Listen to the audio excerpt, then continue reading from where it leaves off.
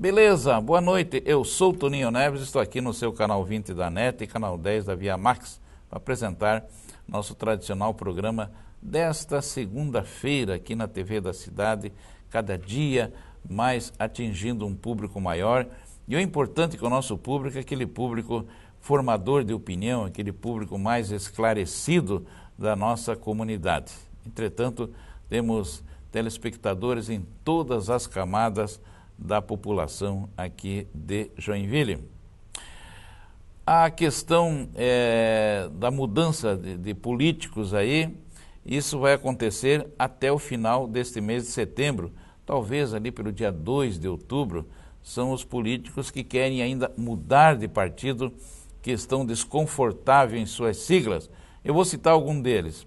Odir Nunes quer sair do Solidariedade e ir para um partido que efetivamente lhe traga maior ganho eleitoral. Maicon César já saiu do PPS e aguarda aí certamente a sua ida para outro partido, e há notícias de que será recebido pelo deputado federal Marco Tebaldi no PSDB. O vereador Adilson Mariano deixou o PT, isso já está certo, e deverá afiliar-se com certeza no PSOL, onde pretende ser candidato a prefeito de Joinville.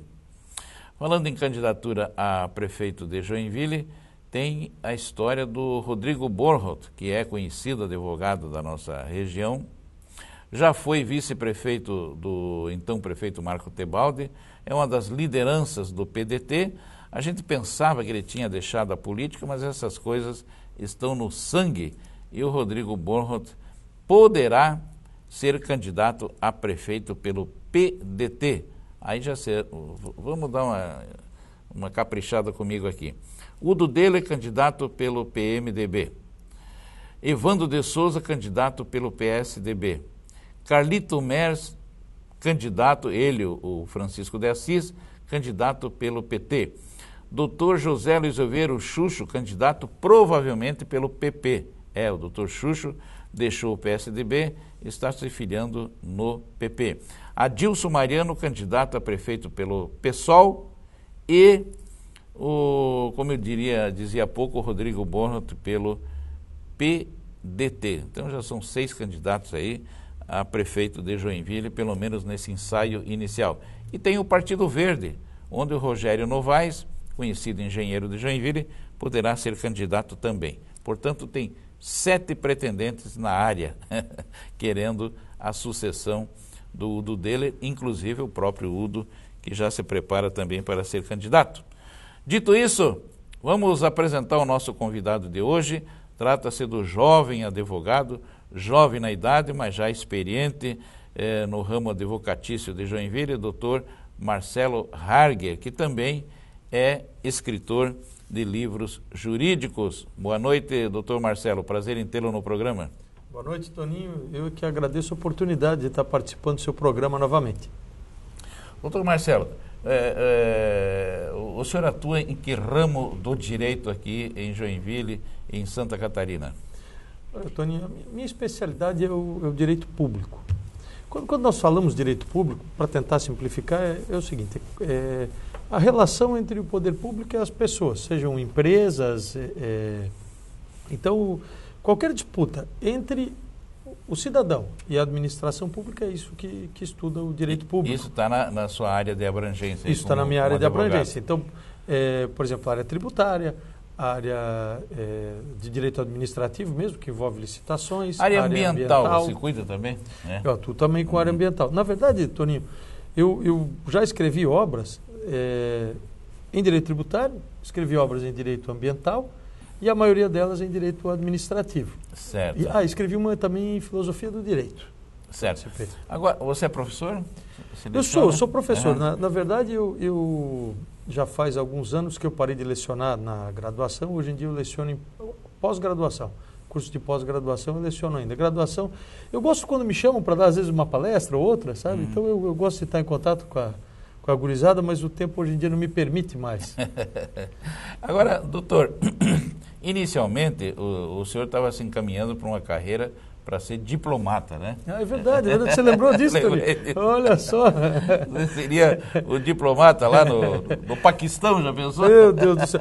Essa foi uma das razões que eu na verdade, nem todo diplomata vai para Paris, para Nova York, né? Exatamente. Eu comecei, na verdade, Tony, eu queria muito fazer carreira diplomática, né?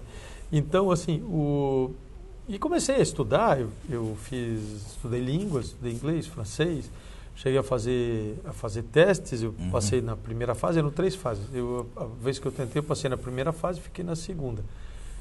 Mas eu fiz assim só um teste, né? Queria valendo mesmo, ia ser no ano seguinte. Mas aí surgiram várias situações da vida, eu comecei a olhar para a carreira diplomática e meu pai, tu conheces conheço, a figuraça que é? Beninho Harga. Pois é, ele foi uma das pessoas que me falou, pois é, mas tu já pensou que tu pode morar no Paquistão, justamente? Eu chutei aqui, né? Mas é isso mesmo. Ele não falou Paquistão, não sei que cidade, mas foi uma o Afeganistão, parecida, né? Mas pior ainda. Então eu falei, pois é, aí a ficha começou a cair e aí depois resolvi. Tem a diplomacia, ela envolve esse tipo de risco, né? Claro. E aí eu resolvi entrar na advocacia, agora já sou advogado há mais de 20 anos e gostei mesmo, tá? Gosto do que faço, tenho muito amor pela advocacia e gosto mesmo, sabe? Agora, você lançou os livros em que área aí específica? Olha, Toninho, eu tenho vários livros publicados, né? Eu tenho 3 livros publicados na área de direito administrativo. Esses são livros só meus. Tem um livro que eu coordenei, eu sou o coordenador do livro, que também é direito administrativo, e eu participei de várias obras. Para ser franco com você, essas obras que eu participo, eu nem me lembro mais quantas são, porque tem umas que estão em processo de editoração ainda. Então, mas deve ser em torno de 10 obras, e elas variam na área do direito tributário, na área do direito ambiental, e na área do direito administrativo. A maior parte é direito administrativo. Tem uma até perdida lá na área de filosofia do direito. É que, como eu gosto muito de estudar, então surgem as oportunidades, eu acabo enfrentando o desafio e embora não seja filósofo do direito, mas tive a felicidade de participar de uma coletânea sobre filosofia do direito. O direito administrativo nasceu em que país? Porque o Salomão, que foi um dos maiores sábios da humanidade, ele já praticava o direito administrativo naquele tempo. Os reis da época, os imperadores, as pessoas, e até as pessoas mais comuns, né? Tem a famosa história da divisão da criança, né? Que é famosa, né? E ele julgava com muita sabedoria, né? Já praticava o direito administrativo já naquela época. Né? Olha, Toninho, na verdade, assim, se você pensar em direito administrativo, enquanto normas que regem a relação entre os cidadãos e o Estado, isso existe, como você falou, há milhares de anos. Só que aquela relação entre o cidadão e o Estado, os cidadãos e o Estado, era diferente. Veja que naquela situação do Salomão, né, que ele disse que iria cortar a criança no meio, ele não iria fazer pelo contexto, mas veja que em tese ele poderia cortar a criança no meio. Tanto pegam uma metade e vão embora, né? Tanto é que... Então, nessa época era muito diferente. O direito administrativo, como nós conhecemos hoje, ele passou a existir a partir da Revolução Francesa.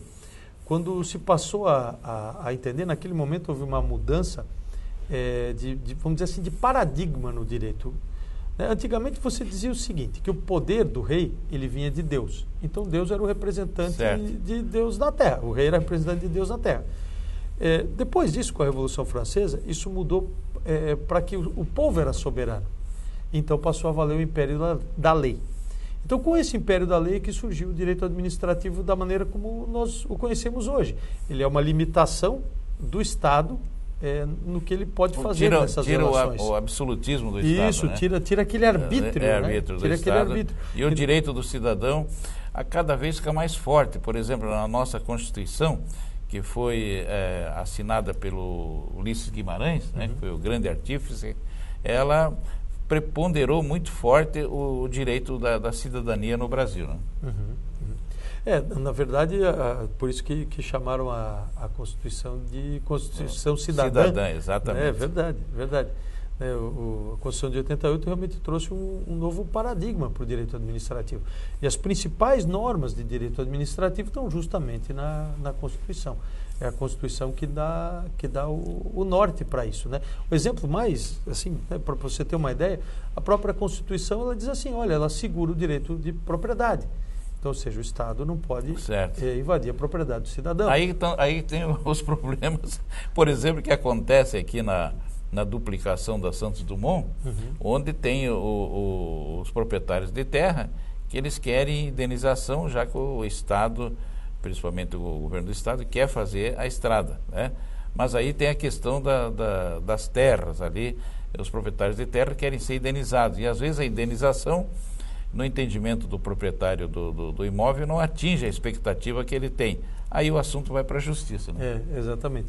Na verdade, Toninho, essa questão de indenização por desapropriação, a Constituição trata também. Ela diz que assegura a propriedade, mas ela diz que os imóveis podem ser desapropriados. Podem ser desapropriados com algumas condições. Quais são as condições? Mediante o pagamento de indenização justa e prévia em dinheiro. Agora, quando chega lá na decisão final, às vezes até recorre em outras instâncias, aí quando não há entendimento, o juiz, ele decide um valor, claro, ouvindo várias partes aí, inclusive esse pessoal que arbitra valor de imóvel, né?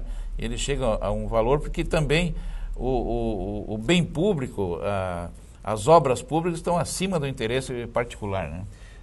Na verdade é mais ou menos isso, Toninho. É porque, assim, o que acontece na maior parte desse processo de desapropriação? Eu não conheço nenhum processo em que o poder público tenha pago de início o valor real do imóvel. Praticamente todos os processos de desapropriação que eu vi, o poder público foi condenado a pagar um valor maior. A pagar um valor maior. Então, o poder público ele começa errando, né? E o cidadão, veja que embora o interesse público seja superior ao interesse do cidadão, mas veja que ele não pode aniquilar o direito do cidadão. Veja que eu não posso tirar a sua casa de você, o Estado pode. Eu só tiro a sua casa de você se você me vender ou algo parecido, mediante um contrato no qual você tem a concordância. Na desapropriação, o particular não precisa concordar, mas ele precisa receber o valor justo, né? Certo, foram as considerações iniciais com o Dr. Marcelo Harger, que acaba de lançar um livro que está muito do gosto aí do povo brasileiro, imagino dos estudantes de direito, que é Improbidade Administrativa. Aqui tem conceitos aí que certamente estão na moda aí na questão do Lava Jato, Operação Lava Jato, enfim, né? Essa crise de moralidade que infelizmente atinge o nosso Brasil. É o nosso próximo assunto com o Dr. Marcelo Harger.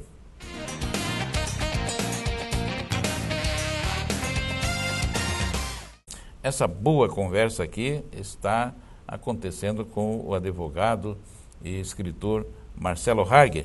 E eu vou no oferecimento da Transpocred, Cooperativa de Crédito dos Empresários do Transporte de Carga de Santa Catarina, da Cetracajo, Sindicato das Empresas de Transporte Rodoviário de Carga e Operações Logística de Joinville, e o Exatran, a Escola de Aperfeiçoamento do Transporte de Cargas, que qualifica os motoristas do setor.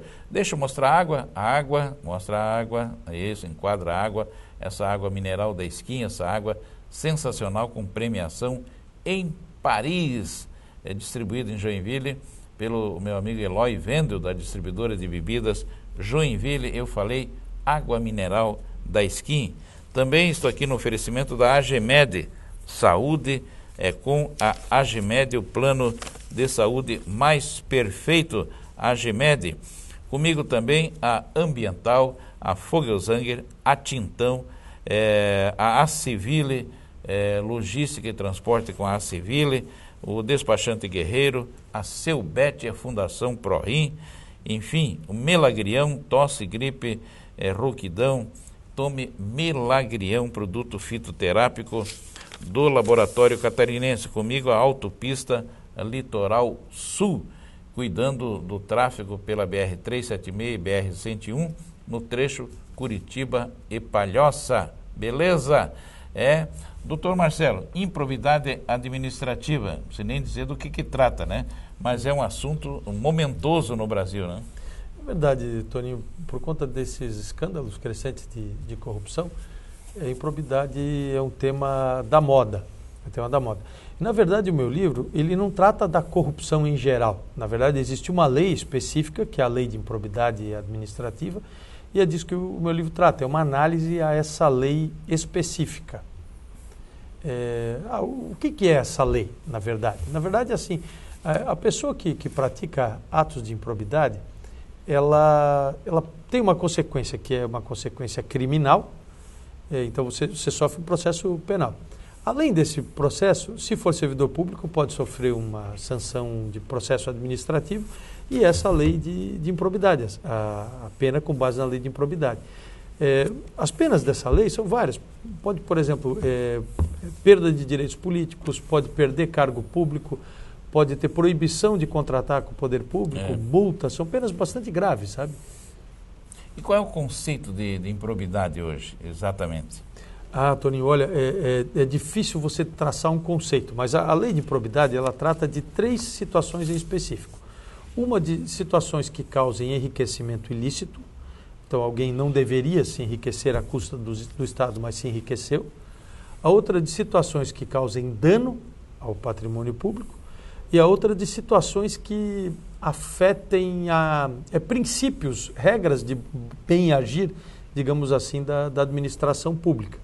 Então, essas são as 3 modalidades de improbidade. O grande problema hoje em dia na improbidade é o seguinte, é que todos são, obviamente, contra a corrupção.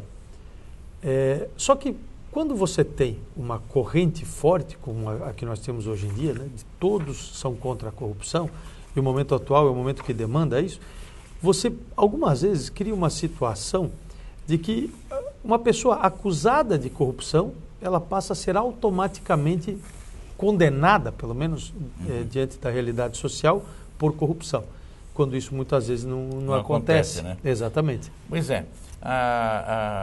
Eu observo aqui, principalmente os prefeitos, eles acabam determinando obras, algumas até sem licitação, diante da necessidade, e muitas vezes, em primeira instância, são até condenados por improbidade administrativa. Chega lá no Supremo Tribunal Federal, eles são absolvidos.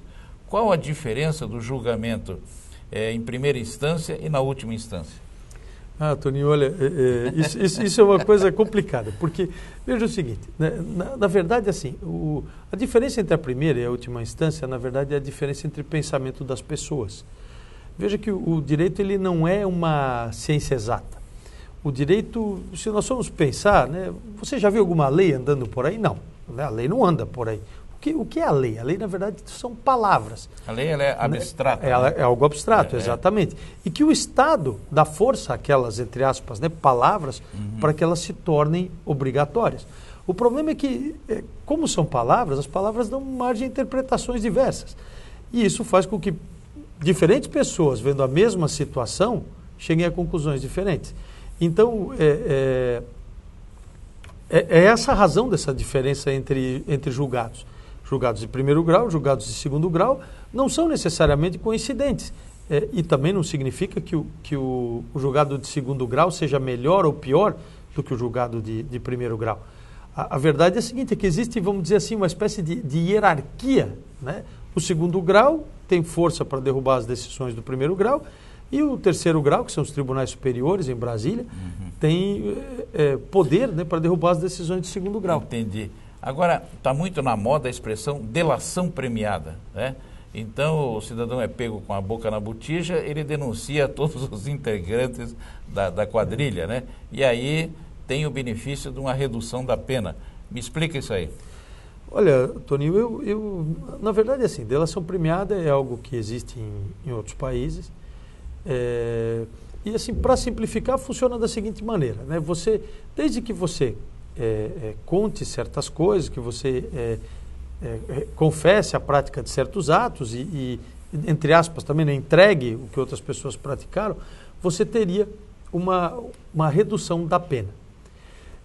O problema disso é o seguinte, é que muitas vezes esse tipo de confissão tem lá assim a sua, vamos dizer assim, idoneidade, a idoneidade de um fato desse tipo. Porque quem está denunciando é um criminoso também, né? Exatamente.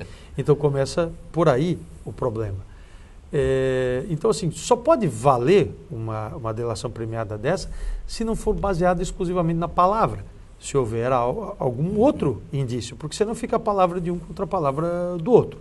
Então, ou seja, a delação premiada por si só, enquanto assim, o meu testemunho contra o seu, isso para mim não é algo que tenha assim uma grande força.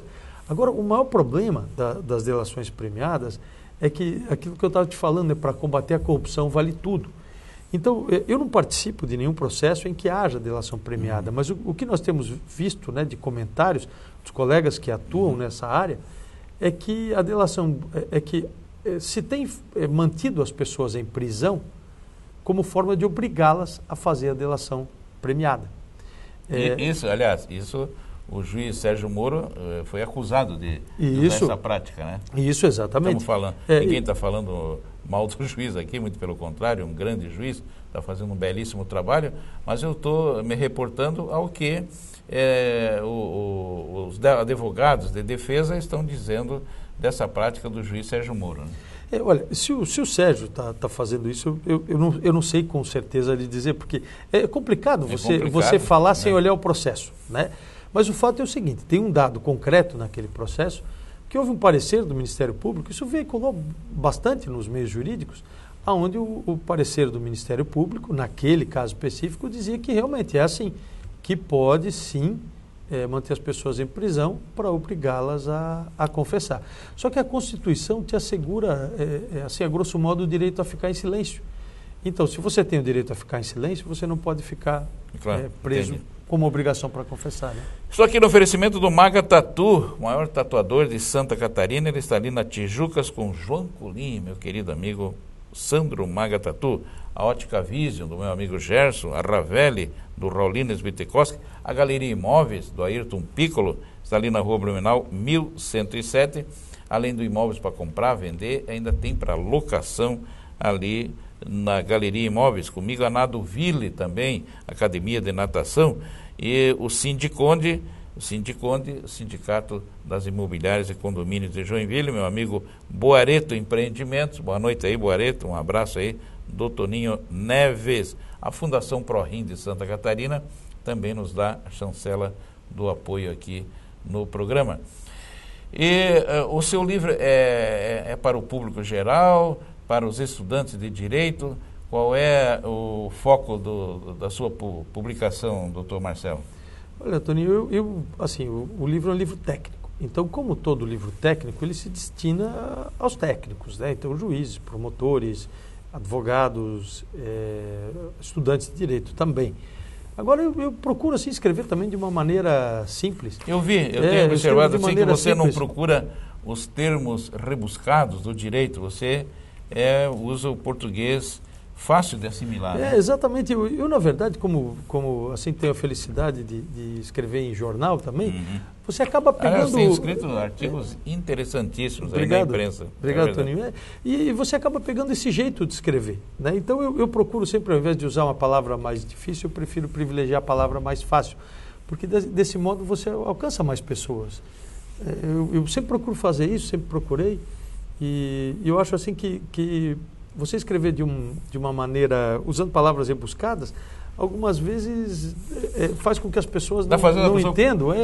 Faz um esforço desnecessário. Por que falar complicado se tu pode falar simples? Não tem sentido. É verdade. Não tem sentido. Tá certo. E agora, você fez o lançamento do livro oficial, você já fez noite de autógrafo, como é que foi? Olha, eu fiz, na verdade, assim, esse livro, foram sendo feitos vários lançamentos, foram sendo feitos várias noites de autógrafos, e eu fiquei muito feliz porque foi tudo um pouco assim espontâneo.